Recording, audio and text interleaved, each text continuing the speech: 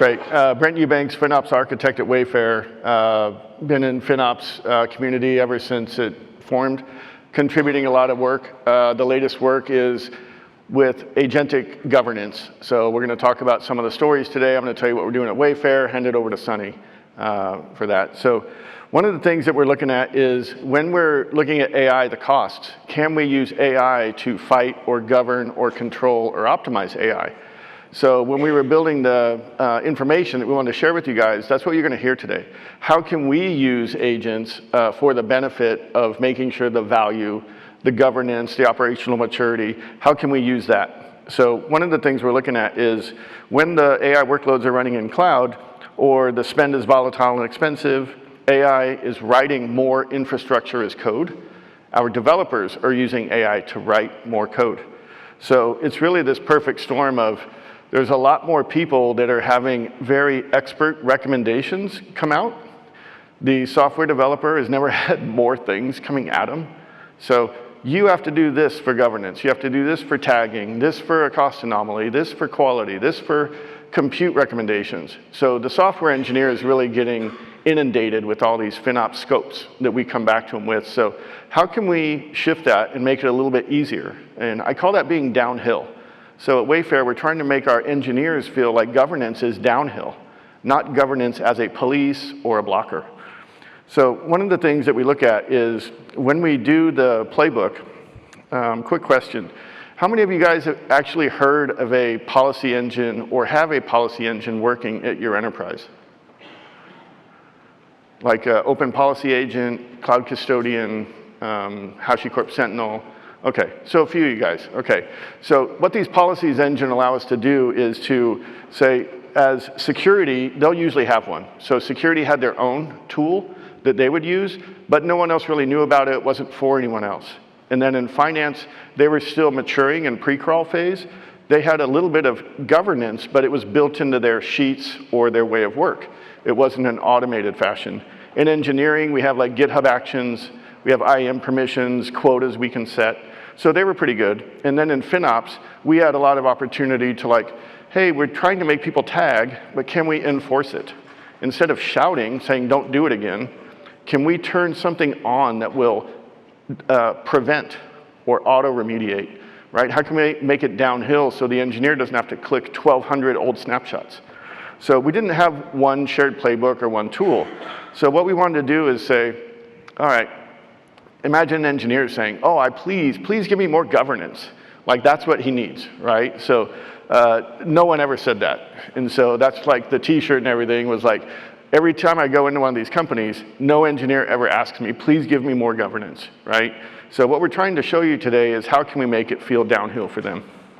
So when they deserve it, the problem that they had was they had to learn like Rego code or some sort of weird policy writing library in language.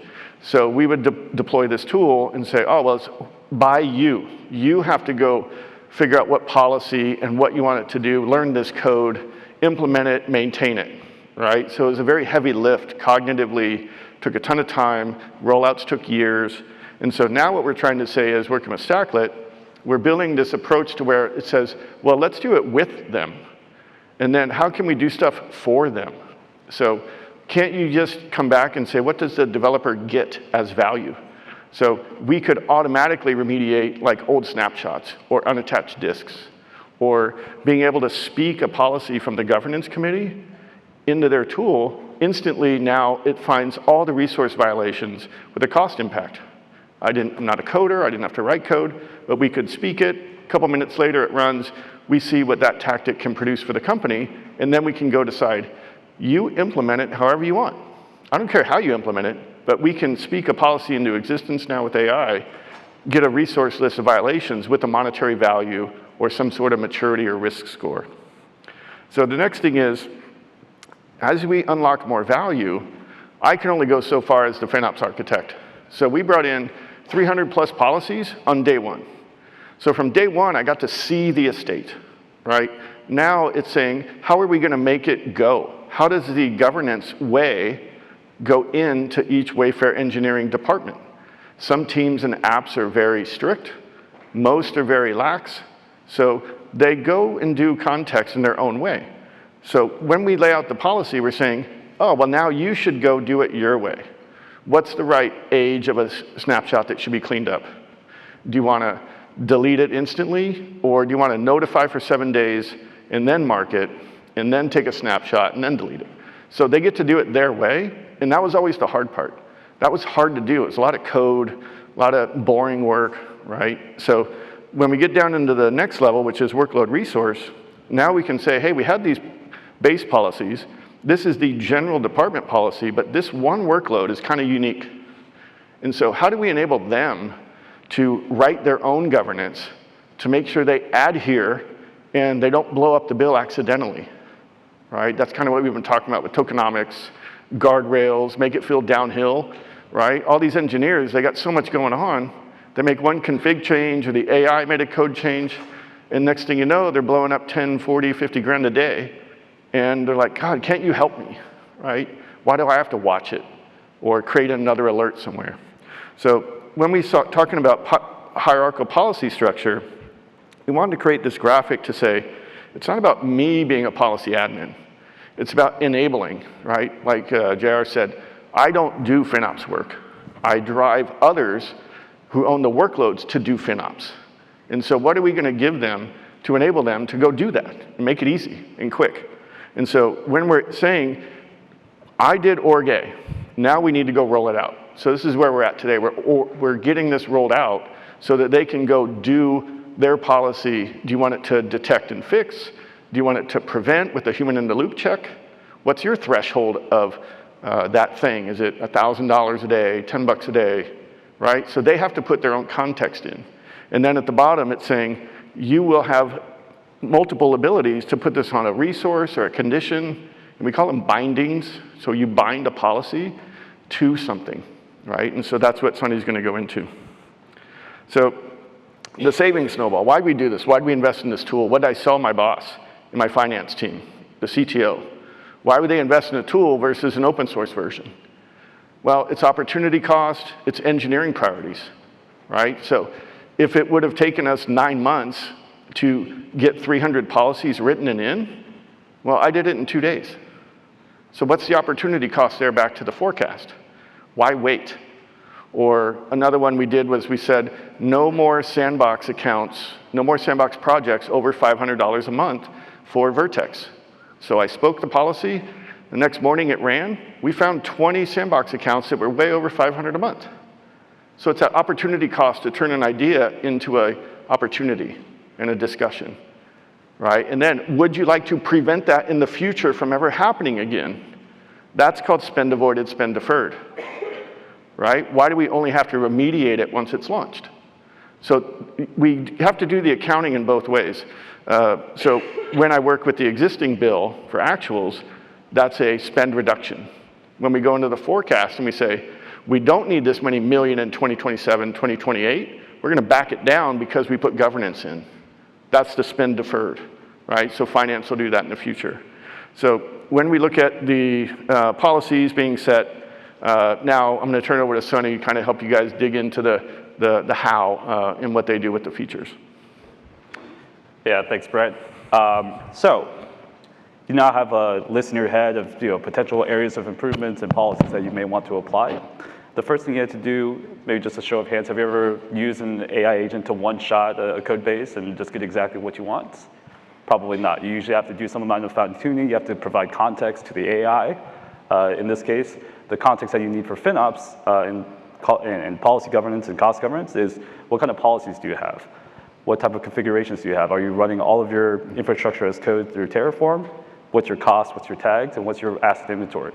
And specifically, what is your real-time asset inventory? Because these AI changes are costing, the cost velocity of AI is greater than any other tool that we've seen in the cloud so far. And so pulling all of this together to produce a highly contextual and effective context layer for your agents to operate in. So acting inside of your code, right? Going in and seeing, hey, do you have resources that are missing tagged directly inside the Terraform and automatically fixing that? or resources inside of your environment that maybe are good candidates for right sizing, right? Things that aren't necessarily visible directly inside the infrastructure as code layer. AI that turns language into deployed policy. This is something that is, to Brent's point, something that was highly, highly specific to cloud engineers and DevOps engineers before. They were the ones that were able to implement it, but now today, that barrier is greatly reduced, right? What is your intent? Do you want to save money? Great, let's get into that. What is the state of your world? What are your resources that you have? What are your actual opportunities that you have? And how do we catch that before it ships? Right? Again, moving more of that cost savings and cost avoidance to the left through infrastructure as code policy, and even more left directly into the agent experience itself. Right? You need a policy engine that is agent ready. You need a policy engine that can hook into that Claude Code session or that Cursor Cloud agent and say, hey, when I'm writing infrastructure code for you, that I need to understand what are the best practices at your organization. What kind of tags do you require? What kind of instances do you have a reserved instance capacity for? All kinds of different use cases where you need that common MCP connector or agent to agent or CLI. Just to give you an example of what this might look like, in this case, we can start out with a broad question of, hey, I noticed that I have a spike in my bedrock cost. Can you help me out? Ideally, what Juno or an AI agent is going to be able to do is, hey, I can help you visualize exactly what that cost is, right? We're seeing an increased cost in specific models, and let me give you some additional information about ways that we may want to solve that. Here, it's basically telling us it would be really great if we can get tag allocation down to our specific inference costs. These tokens are being used for something, but we don't know exactly what. And in order to be able to affect change across the organization, we need to know exactly who we want to talk to. So maybe you don't have a tagging policy, or you don't have a tagging strategy at your company, right? These policies and strategies in general should generally require like a higher level of executive strategic alignment, right? And so working with an agent that understands how policies and tags can be applied across your environment can give you common suggestions or information about how you might want to accomplish this. Next, what you'll see is that not only are we getting documentation and information about what tags you may want to apply and how you may want to apply them, we're also building out policies for you. So I think to Brent's point earlier, right, a policy that's just in a wiki document or a policy that's just spoken out into the world and it's not enforced is ultimately just a suggestion for your developers. You really need to be able to have that active enforcement to say, hey, we are not going to allow any new resources that are not tagged. Right? It's a very, very small level of effort for you to do this. You can hook it in directly into your coding agents to have it produce the tags for you, but we are no longer going to be accepting resources without tags because we must have allocation in order to do our jobs and further our FinOps goals, right? So not only is it going to take you through and build the policy, we also need to be able to have that contextual understanding of what your organization looks like. Right. So in this case, tagging is a pretty low risk maneuver or policy to apply across your environment. But you may have other use cases like right sizing or off hours or being able to flag training jobs that are too large and stopping them automatically. You're going to want additional nuance, right? Where are your production accounts? Where are your dev accounts? Where's your QA? Where's your sandbox? Mm-hmm. How do I apply those policies in a way that does not reduce operational excellence across your fleet, but at the same time, you're operating more efficiently than ever. So, getting a better understanding, using that context layer, that connection to your data directly inside the agents to help with the reasoning of this, to enable the agents to do more of the work for you. Mm-hmm. In this case, not only is, we talked about the AI that builds, you're building, the policy and the governance yourself, to the AI starting to build for you, mm-hmm. right? Understanding that and building out the bindings, building out the accounts for you to be effective. Next, what you may think is like, this is great. We've got some runtime policies. We can go and start to affect change directly on live resources out there in the wild, but we want to meet our developers even closer to where they work day to day, right? So you may use Cursor, you may use Claude Code, and these LLMs, these AI agents, they ultimately sort of speak a common language, which is coincidentally what we speak every day, right? So working with these agents to say, hey, I have this strategic goal. I want to enable more governance and more best practices across my organization. How do I do that inside of Cursor, inside of Claude Code? Maybe you can help me build a set of skills files, right? Or AgentMD or some other way to augment the default developer experience so that when your developers are engaging with agents to build infrastructure, that those agents have that knowledge, that they understand exactly how to operate. So what that might look like is rather than getting a finding and then going out and sending an email or sending a Slack message to someone and hoping that they actually look at it and hoping that they fix it, that now shows up as a required check inside their pull request, right? So you are in violation of this policy. Connecting that to their cost, connecting that to the best practices that you want inside of your environment. And then finally, after all that's said and done, policy governance is not a vacuum, right? It's not something that is simply just like academic thought that you might want to have. You're going to want to understand what exactly the results are, right? And governance itself is something that can certainly pay immediate dividends early, right? If you are able to do a mass cleanup of resources, if you're able to say, hey, every snapshot older than 180 days inside of a dev account, we can get rid of them and apply a policy to automatically remediate that, you'll see those instant savings. But the long-term effects and the compounding effects of that are monumental, right? So every single bad action that a developer would have done, or not even necessarily knowingly, or their agent might have done, is costs that you could have saved, right? So an example would be, if you are building an AI application and you're selecting the wrong model, right? That can be an extremely costly a problem that ultimately should be checked by something that's automated, so that it never becomes a problem in the future, right?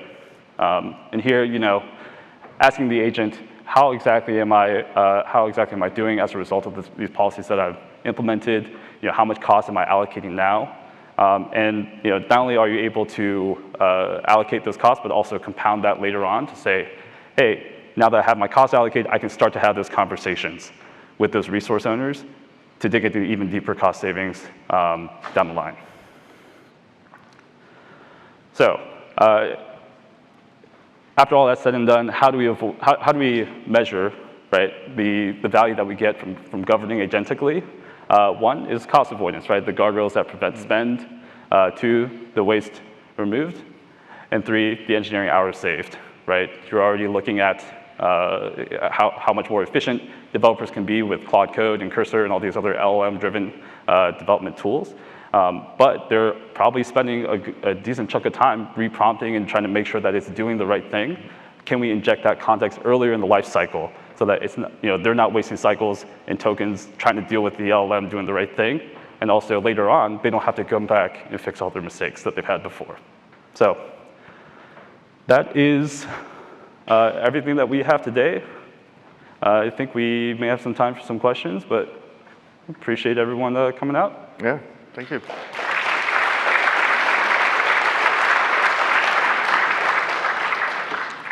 All right, folks, breakout room C, I told you it's the best breakout room. We have this, a catch box, or a crash box, depending on how I throw.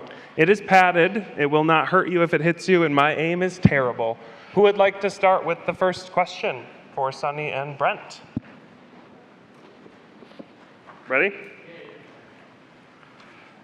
So doing this agentic feedback just by talking or typing or whatever, what RBAC policy does a user need in order to do that? So if I have read-only, which is currently the case, we have Stacklet, what do I need for an RBAC?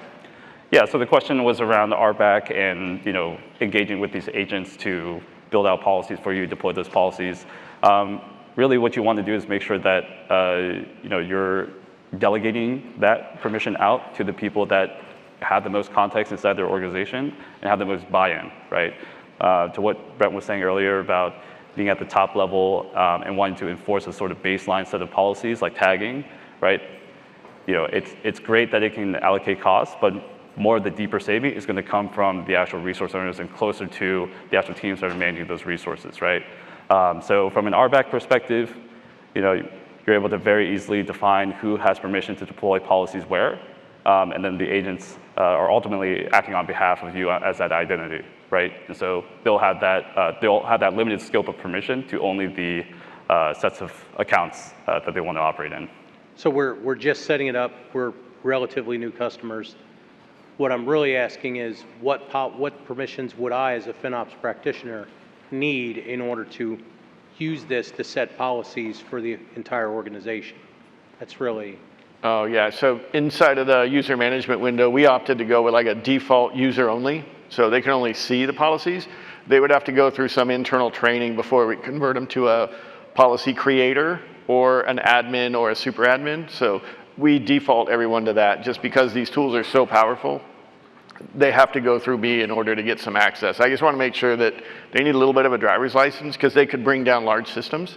So we have a training gate that I would make sure they're ready and then let their boss know where they're at. And then it goes back to the engineering resources that they own for whatever they can touch, because the whole goal is they want their policies, but it's kind of hard to directly link the intent if they don't know scopes and bindings. So they must be proven. They know scopes and bindings. They know what dry running means. They know proper, mature operations of a tool this powerful, and then we'll grant them access. So we can give them anything, but we just don't want chaos to ensue either. Gotcha. Got a question over there. You got to throw it, Chris. Thank you. Great talk, as usual. Very great people, both of them. I've been working with the working group with them. Question is that, what about token governance? Like, is that something you recommend? How do you go about doing that? So I'll speak to a couple things that maybe like in process now, planned use somewhere in there. So no sandbox account over $500 a month, right? Don't let them game them.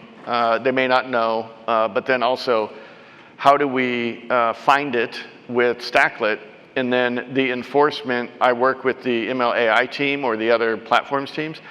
Do we want to put the new Google spend caps feature on? Like, that'll be a billing data. If we want something faster, we could do a IAM permission, or we can do quotas and limits on a service by project. So it's more about starting a dialogue where I can create policies very quickly that just produce alerts and resource violators. And then we can sync on which ones do we really want to go call into action. And then it's about figuring out if we can do it at a resource. See, there's this thing called Asset DB. So they hook into tons of resources into your accounts. Any resource that's showing up in Asset DB, you can create a policy and a binding on it. So then you get detect, fix, human in the loop. So you can kind of tell it what you want to do. So just think any resource that it discovers in Asset DB, you can make a condition, policy, and a binding on it in Stacklet. And then you produce the value. If you're going to have Stacklet doing production governance tasks, that's where you get into the code. And they have code writers, code examples. And also, because it's cloud custodian based, there's 7,000 existing policies. Right. I'm sure there's one out there for some AI already. So there's not a lot of creative inventiveness required. It's really just working with them or asking the Juno AI or having them in a Slack channel. And that's really what I wanted we wanted governance to go in really fast and wide. So having them on the Slack channel, having the Juno bot, and then a little experience, we could go in and get it in really fast and now slowly put in the context where it makes sense. So anything that's a resource, you can do it. Anything else to add? Yeah, I mean, I think the only other note there is, it's not all that different from the existing right sizing conversation, right? Like, you need to right size the model that you're using. You shouldn't be using that's why allocation is so important, right? Tag your use case to the actual inference that's happening, so that you can see, hey, this service is doing sentiment analysis. Does it really need the biggest, most badass kind of model that is also going to cost a lot of money? Or can you right size it and then work through a workflow like a notification, or block that from happening going forward and say, hey, you've requested this model for your application. we think that you can actually make do with another one. Do you have evals in place to actually give us evidence that you need this versus another one? Like, I think that's another piece where, like, on the cloud infrastructure side, like DevOps engineers, I say this as someone who's done a lot of DevOps, you don't want to get paged at night, so you upsize your instance, so if you have a memory leak, it kind of resolves itself by just having a larger amount of memory available, right? If you're doing that with models, the main difference is the costs compound way faster than any kind of cloud infrastructure before, right? So putting in those allocation pieces in place, putting in that right sizing in place for models as well, is going to be key to that. Yeah, it's nice because it's like human readable, right? So it's Boolean operators with quantities and dollars and percents. So it's very human readable to just read through the policy. You can copy and clone it and just change whatever Boolean operators make sense for your team or whatever against a resource. So that's the other nice thing is it's not like this really complicated code and stuff like that. It's very human readable, which is meaning it's very easy for the AI agents to help and assist and call in.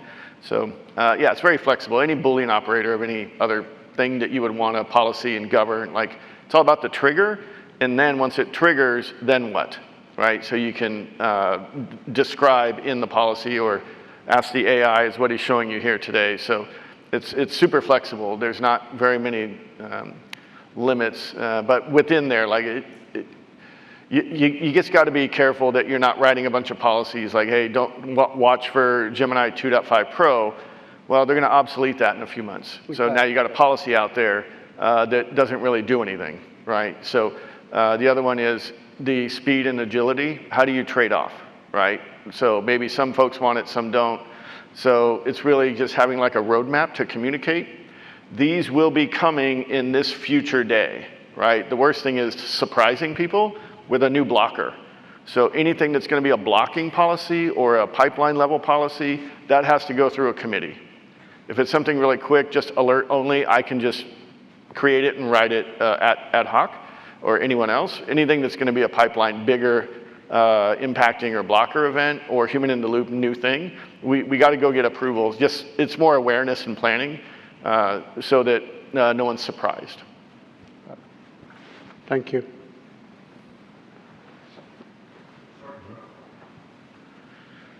Quick question. I don't know if you mentioned that, but do you also have automation around cleaning policies once they become obsolete, like the Gemini 2.5 you just mentioned? Not really. Like if they don't fire, they just kind of exist. It's usually, maybe a couple years in, people would start seeing that. Not right now. We're still new in the deployment. I think the biggest thing is having your folder tree structure, spend more time in your folder tree structure so that you can have org policies, whether it's by project or by app name or by team than app name.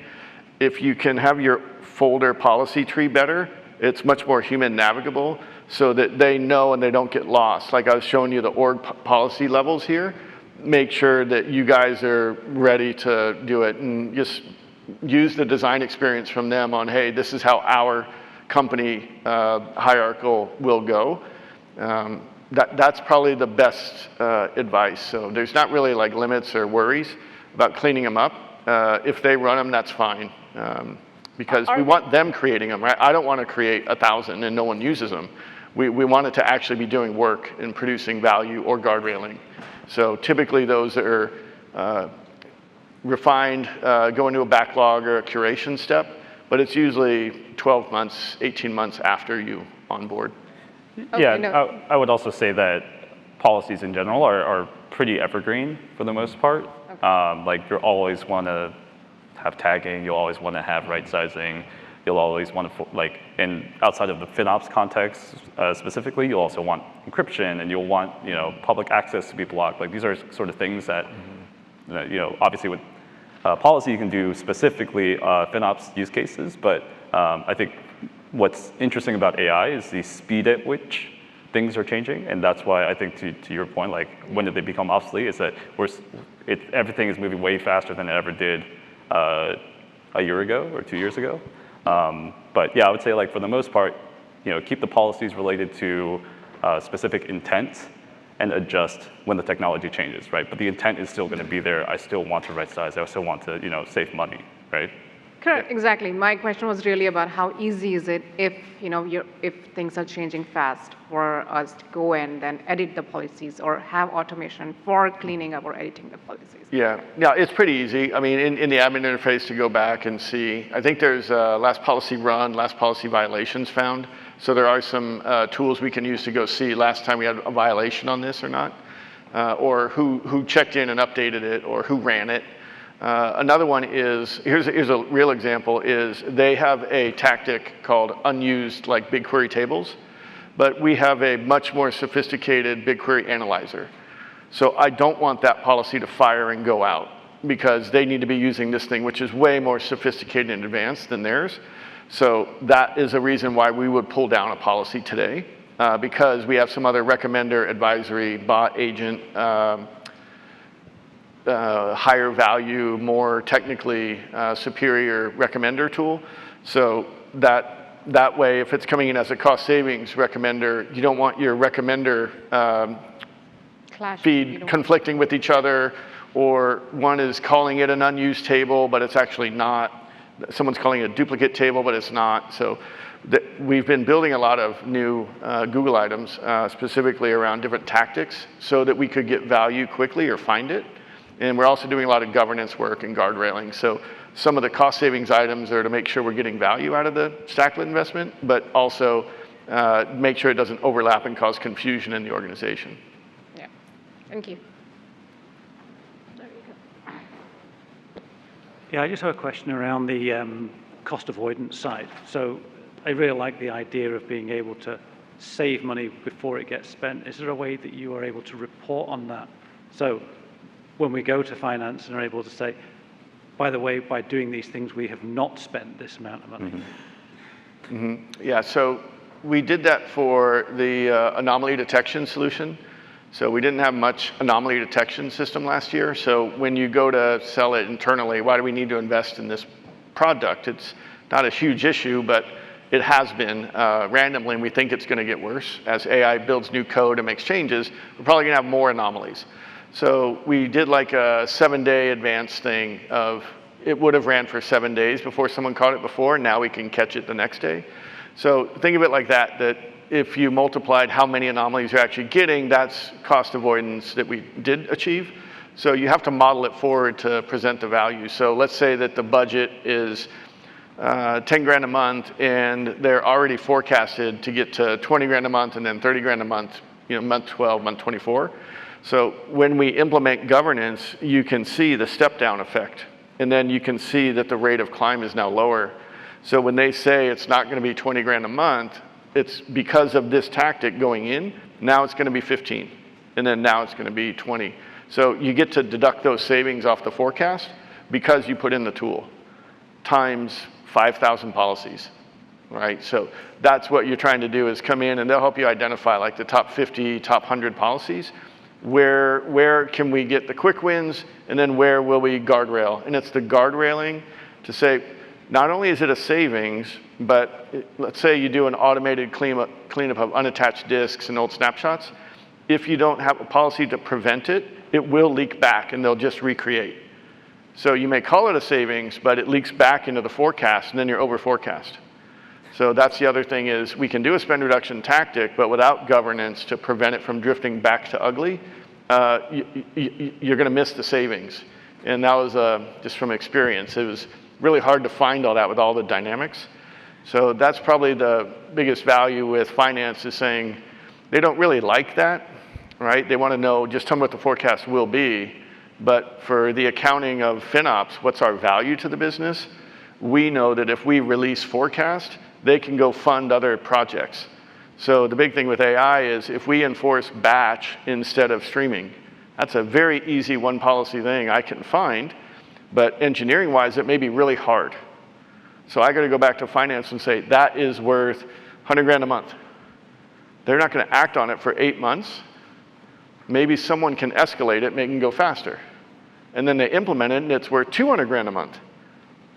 So now they get 200 grand a month to go fund all the other AI projects, right? So that's what we're doing with this tool, is we're trying to make sure the small number growing very fast, we don't want that, right? The whole thing of the AI working group and tokenomics that we're going after is the growth is going up, bend the cost curve, flatten the cost curve as the quantity goes up, right? So that's the two working together. So that was the intent of our pitch today, was to try and use AI to be the advisor, to do this modeling, do the benefit analysis. So it's not just about me taking what they're doing. I then feed that into a forecast report with finance and try and say, are we going to hit our spend reduction goals? Why is the forecast coming down in 2027, right? So if we do things programmatically across every department, well, they didn't know. They didn't forecast that. So we have to go in and reconcile and say, we did a Google-wide thing, and we're going to implement these two tactics in Q4. That's going to lower everybody's basis by X. So the department doesn't know to forecast it, right? So it's sitting in there as fat or fluff.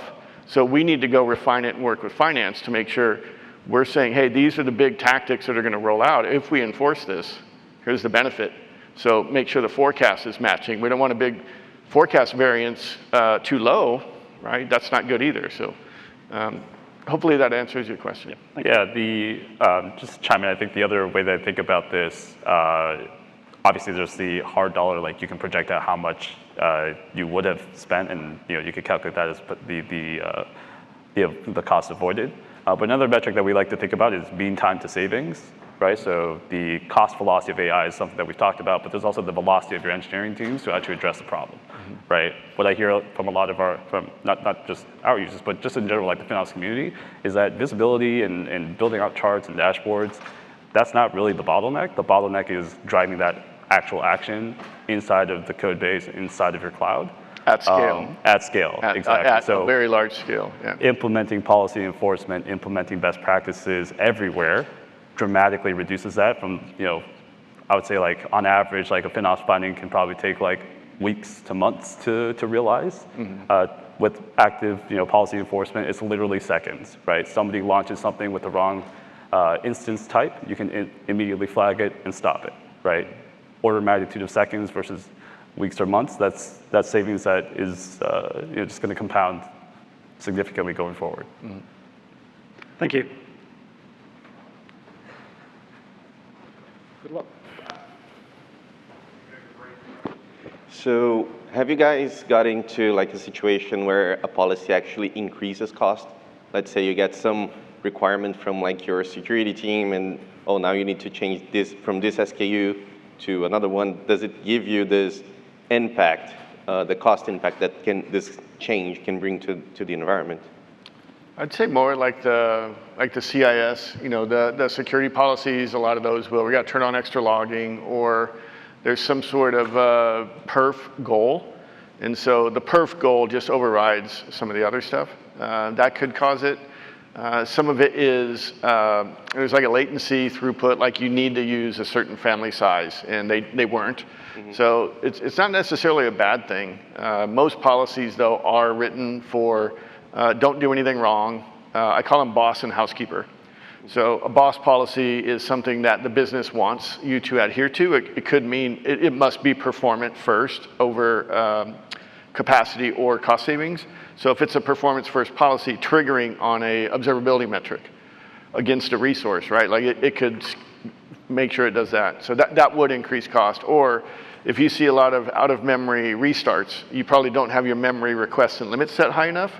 And in app triggering or resource triggering, that we want to run hotter, but we need the app is touchy. So you can have other triggers feed in with the resource triggers so that you're doing a calculation. So it will increase cost because you're trying to make an out-of-memory error go away. So things like that. Or another one is if you don't enforce using like old machine types, we're not buying 3-year resource CUDs on N1s anymore. So if someone's deploying an N1 and there's no governance, it's going to go from a 3-year resource CUD, it expires next week. Now they're going to run a much more like 40, 80% higher cost.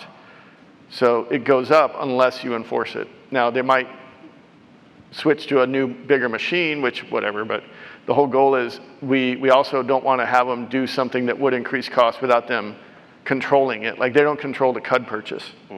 Right, so those are a few things I can think of. I don't know if you've seen like, costs Obviously, it's very important to everyone here, but cost is only one dimension by which we can look at it. The other one is, sometimes you might not care if the costs go up because your actual unit economics are going down, right? Like if you are enabling a well-governed cloud, if you're using AI effectively, if you're able to loop back that to like your real concrete, tangible metrics on how the business is doing, it could be very, very justifiable, right, to use a larger model because we're getting outsized value compared to what we're putting in. So it's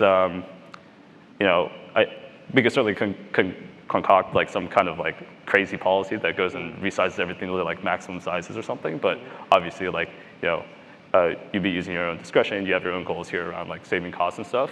But I would say like it's a saving cost, but also like how does policy governance, how is that affecting the business as well, right? Make sure that you keep that in mind. Thank you. We've got time for one more question. Final burning question. Hopefully someone far away, so you have to throw it. That's funny. Okay. Well, Brenton, question? No, it's not too late. Sure. Chuck it. Sure. Back left corner. Here, you ready? Short. You mentioned the cost anomaly alerting policy you guys put in place.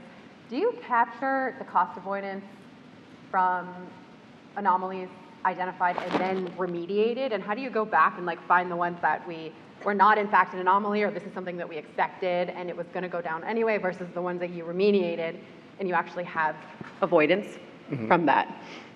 Yeah, no, good question. So anomalies are unexpected increases or decreases where it's not known. So we do have big promo events. Wayfair's an e-commerce place. We have big sale events.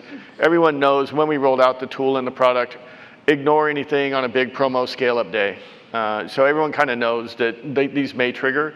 So it's more for the normal day-to-day. The anomaly model retrains every month. So on the second of the month, it just retrains on the last 30 days data. So it does normalize. So as things are growing slowly, it's not like it's a fixed thing. And then we have different anomalies at like a project account level for things that aren't tagged. We have a project to service name level. So if there's a service, we know which project, we can kind of find the owner. And then we have an app name to a service anomaly. So that's how I watch everything. And then once those go, they're supposed to set up their own reporting with their own thresholds and filters. The other one is now we're looking at setting up anomaly alerts and prevention. Google has an anomaly detection service now. I don't know if you've used that. It's not as chatty as the one they released a couple years ago, but it's also, it's very hard to like configure and set for everybody. So this way is a little cleaner. And the whole goal there is to set it up as like a Slack bot or email a PDF. A lot of the executives or leaders, they're on their phones. So to get it in Slack as a PDF without making them log in to like Looker, Looker isn't very mobile friendly. So being able to give them what they need quickly to act, right? That's what we want. We want it to be found and then they act and make it easy to self-serve. So in the forecasts, we do not forecast like for anomalies.